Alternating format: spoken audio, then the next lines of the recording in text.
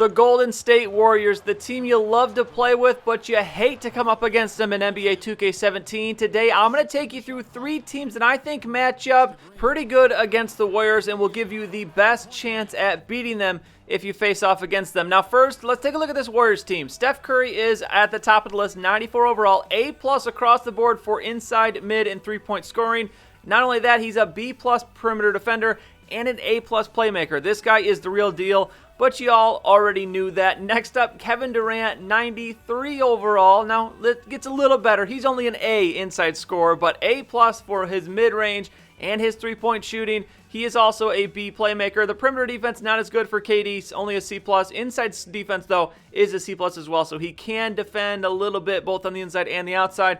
Next up, Draymond Green. He's a 90 overall. His scoring attributes are not as good, A-, B, D-, but where he shines is defense. A+, A- for his defense, B+ rebounding, B playmaker. This guy is a ridiculous defender and creates huge issues for any team, especially if it's a team that only has one real scorer, because he has the ability to defend any position and do it pretty well. So Draymond Green, very, very good. Next up, Klay Thompson. Let's not forget Klay Thompson. A-, AA scoring, A- perimeter defense as well. And then not a part of the Big Four, but Andre Iguodala you also have to take account for because he has A- perimeter defense. So this team, you think of it as a scoring team, but look at that perimeter defense and even the interior defensive attributes. They are very, very good defenders, so not only can they shoot, they're also going to give you problems on the other end of the floor. So we have got to somehow come up with a way to match up against this team, and I do really think there are a couple teams in the NBA that can do it. Now, my criteria for deciding on these teams really just comes down to a couple things. You've got to have a couple lockdown defenders, and you've got to have more than one scoring option. Because of Draymond Green, if you only have one scoring option, he can shut you down, and then you're not going to be able to score enough points to keep up with these guys unless you have amazing defense, which no team really does. So first off, I'm going to start with the team I'm least confident about, and that is the Cleveland Cavaliers. You always have a chance when you got LeBron James on your roster, and he is a big piece of this. So A+ on inside scoring, B+ mid, D+ three-pointer, not a good three-pointer from LeBron, B+ inside defense, A+ perimeter defense. This is where he really shines. That means he can guard any of the 4 superstars on the Warriors, but because of how the other guys match up, he's most likely going to end up having to guard Kevin Durant, but we'll get into that more here in a second. After LeBron James, you have Kyrie Irving. He is that second scoring option, really the main scoring option, because he has the best shooting attributes, A+, B+.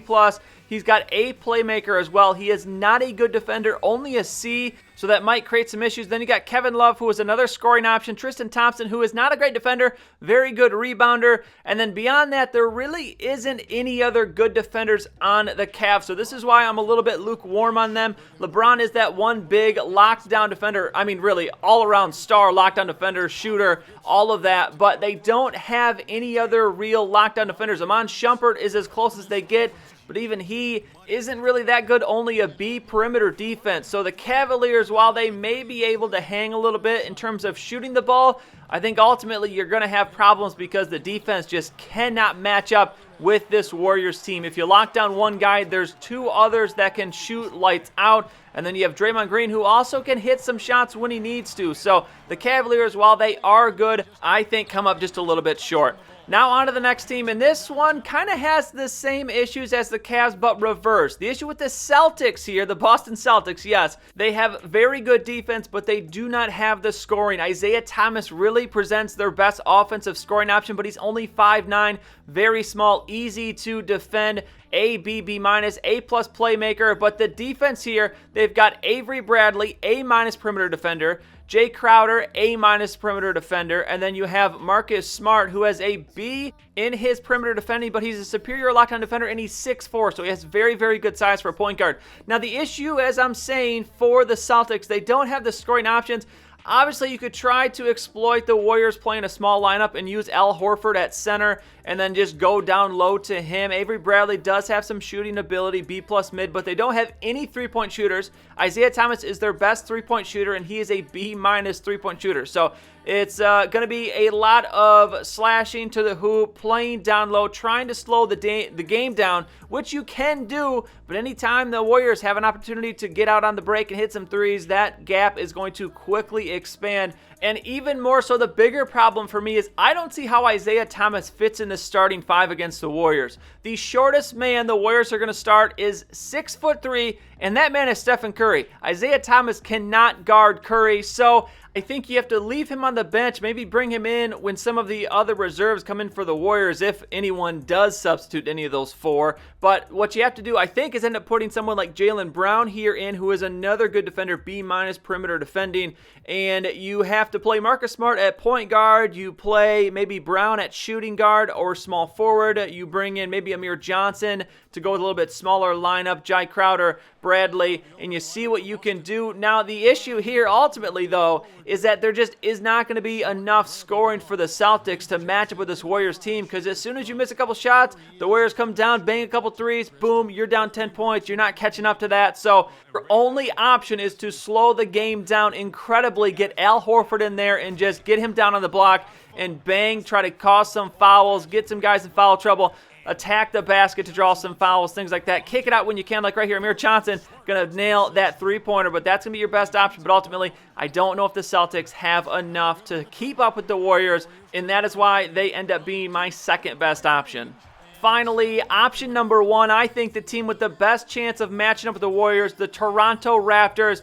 And I'm going to go straight to it here. This is why. They have the offense and the defense. Two lockdown defenders in Kyle Lowry and DeMar Carroll. They also have DeMar DeRozan, who is a good defender. So you have the two A-minuses at the top. That's huge. You have a point guard and a small forward. So you have your matchup for Steph Curry, Lowry against Curry. And then you have Carroll, who can work with DeRozan to match up against Durant and Klay Thompson. They're both similar in size. Actually, DeMar DeRozan is 6'7". I didn't realize he was that big. So really, I think you could interchange. Whoever is shooting better, put Carroll on him because he's the better defender. And then DeRozan should be able to handle the off guy. And the only other thing you have to worry about is Draymond Green, which I think if you play Patrick Patterson, he could match up pretty well with Draymond Green.